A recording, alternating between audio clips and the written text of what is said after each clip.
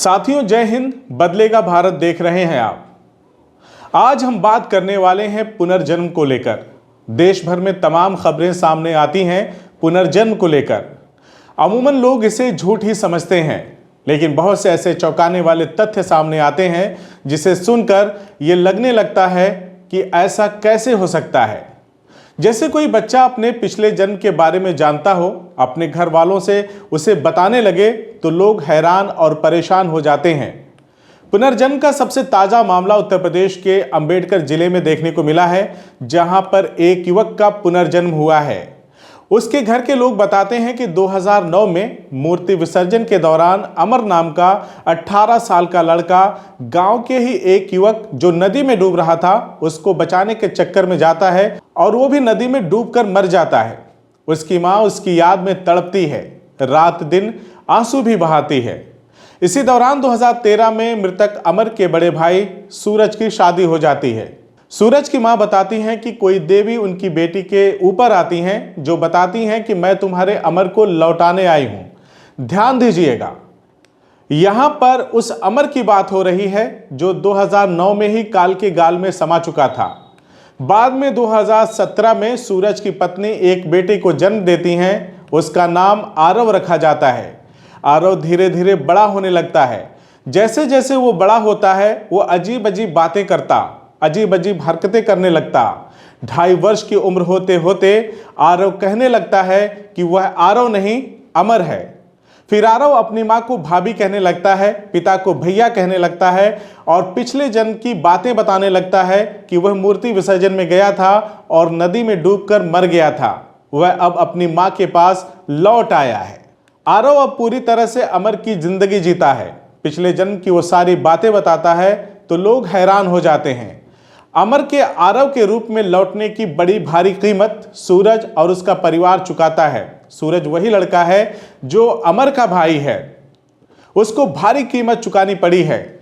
जब आरव अपनी मां को ही भाभी कहकर बुलाने लगता है तो उसकी मां उसे छोड़कर अपने मायके आजमगढ़ के जीयनपुर में चली जाती है और फिर कभी भी नहीं लौटती, क्योंकि अमर के पुनर्जन्म के बाद वह अपने बेटे आरव को अपने देवर अमर के रूप में नहीं स्वीकार कर पाती।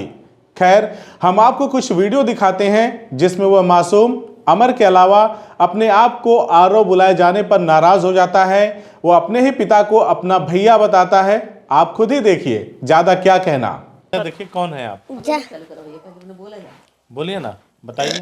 तुम बताओ कौन है, क्या नाम है? अमर। अमर? बताए अमर। अमर तो ये है जो पीछे जिसकी फोटो लगी है। नहीं, हम वही हो। हाँ, ये कब फोटो खिंचवाया था? ये कब खिंचवाया था? इधर बाबा देखो। धाम। हाँ, कब फोटो खिंचवाया था? कब? कब? 1 महीने बाद। नहीं, सही फोटो कहाँ ये जाके खिंचवाए थे? बाबा धाम। बाबा धाम? बाबा धाम तो बताए देने। अच्छा, कौन सा दुकान चलाते थे? चाउमीन अंडा। चाउमीन अंडा कितने का देते थे? चाउमीन और अंडा कितने रुपए का दे रहे थे? 10 रुपये के। नहीं, 10 रुपये नोट के। 10 रुपए ना? 10 रुपए ना? चाउमीन कहाँ लगा रहे थे दुकान? गली में। अच्छा, कहाँ गली है? चला बताई। चला बताइए। गली को पहचानते हो? मूर्ति जो रास्ता मालूम है? अच्छा, कैसे हादसा कैसे हुआ था? मूर्ति जब विसर्जन करने गए थे क्या हुआ था? काले की गले है। काले की एलास। नहीं, मूर्ति कौन मूर्ति? गणेश जी और सही काली माँ, गणेश जी और लक्ष्मी जी। गणेश जी, लक्ष्मी जी। काली जी की भी मूर्ति थी उस वक्त? ना, तो बता रहे काली जी की भी मूर्ति। क्या मूर्ति है? भूल गए रे। भूल गए, बता किकर मूर्ति लगी रहा। क्या हुआ था नदी पे? क्या हुआ था नदी पे? नदी पे डूब गए थे। डूब गए थे? ये बताइए मुझे। ठीक है, वो सारी बातें मैं समझ रहा हूँ। आपको कितना भरोसा है कि आपका अमर लौट आया है? तो एक बात ऐसा बताए ना कि वो 17-18 साल पुरानी बात बताए। अच्छा। आज सिर्फ ये जानते थे हम, हमारी बेटी ये बम्बई भाग गए थे, वो बात कोई नहीं जानता था। अच्छा। इनके पिताजी सब कपड़ा कचार के ऊपर फैलाए थे, तो जब झगड़ा करके इनसे इनके सारे कपड़ा वो जला दिए थे। इस बात से हमको विश्वास हुआ। अच्छा, ये बम्बई जाने वाली बात अमर ने बताया? हाँ, कि इनको मारे दो झापड़। हाँ। कि तुम गंदे हो, बम्बई भाग गए थे। इनको जब याद आया तो बम्बई भाग गए थे। हमारे इधर आइए। कपड़ा इनके अगले जन्म के पिताजी जलाए थे। अच्छा। तो वो बात से हमको विश्वास हुआ कि बात ये बोले सही। इधर एक चीज ये बताइए हमको कि बम्बई कौन भागा था, आप? नहीं। हाँ। भैया भागे थे आपके? हाँ, भैया का क्या नाम है? सूरज। सूरज। तो ये तो आपके पापा है ना? नहीं। पापा नहीं है? पापा का नाम बता दो तो। पापा के क्या नाम आपका? रेखे। हाँ, रेखे। रेखे। अच्छा, अब आप ही बताइए कि ये क्या है? क्या ये अंधविश्वास है या फिर पुनर्जन्म? फैसला आप खुद ही करिए। अब अगर बात चली ही है तो हम आपको पुनर्जन्म से जुड़ी हुई कुछ कहानियों को बताते चलें, लेकिन उन कहानियों को बताने से पहले ये जान लेना बेहद जरूरी है कि पुनर्जन्म आखिर होता क्या है। पुनर्जन्म कहते किसको हैं? दरअसल सूक्ष्म शरीर को धारण किए हुए आत्मा का स्थूल शरीर के साथ बार बार संबंध टूटने और बनने को पुनर्जन्म कहते हैं। इसका उत्तर जन्म के उत्तर में ही छिपा हुआ है। दरअसल सूक्ष्म शरीर और स्थूल शरीर के बीच जो प्राणों का संबंध स्थापित है, उसका संबंध टूट जाना ही मृत्यु है और उसका जुड़ जाना ही पुनर्जन्म है। अब चलते हैं कहानी की तरफ। ऐसा भी माना जाता है कि जिस भी इंसान का पुनर्जन्म होता है वो घूम फिरकर अपने परिवार में ही पैदा होता है। 5 जून 2016 को न्यूज़ 18 ने एक बड़ी स्टोरी कवर किया था, जिसमें हरियाणा के पलवल में एक 10 साल के बच्चे का दावा है कि उसने दोबारा जन्म लिया है। उसका कहना है कि पिछले जन्म में उसकी मौत सड़क हादसे में हुई थी। बच्चे का दावा है कि मौत के बाद 10 साल से भी ज्यादा वक्त तक वो भटकता रहा। 10 साल के बच्चे का कहना है कि उसकी 45 साल की पत्नी है।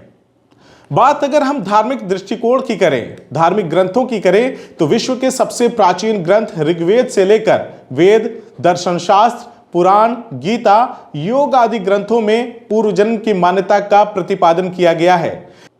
इस सिद्धांत के अनुसार शरीर का मृत्यु ही जीवन का अंत नहीं है, परंतु जन्म जन्मांतर की श्रृंखला है। 84 लाख या 84 प्रकार की योनियों में जीवात्मा जन्म लेता है और अपने कर्मों के अनुसार उसको भोगता है। बात अगर दूसरे सच्चे किस्से की करें तो गीता प्रेस, जो कि विश्व की सर्वाधिक हिंदू धार्मिक पुस्तकें प्रकाशित करने वाला संस्थान है, इसके द्वारा कल्याण हिंदी मासिक और कल्याण कल्पत्रु इंग्लिश मासिक पत्रिका का प्रकाशन भी होता है, जिसमें छपे एक लेख के मुताबिक एक मुसलमान रईस ने एक हिंदू घर में पुनर्जन्म लिया था। यह घटना 1970 की है, जब गाजियाबाद में ब्रिज बिहारी लाल सिंघला नाम के एक आयकर अधिकारी पोस्टेड हुआ करते थे। बात 1970 की है, ध्यान दीजिएगा। उनका छोटा बेटा अचानक अपने परिजनों से कहने लगा कि वह पिछले जन्म में मुस्लिम था और लखनऊ में एक बड़ा रईस हुआ करता था। घर वालों को यह बात सुनकर आश्चर्य हुआ, क्योंकि इस्लाम धर्म में पूर्व जन्म की कोई मान्यता है ही नहीं। उस बच्चे का नाम सुभाष चंद्र रखा गया, लेकिन घर के लोग उसे बाले के नाम से बुलाते थे। इस लड़के को पूर्व जन्म की घटनाएं याद आने का किस्सा भी दिलचस्प है।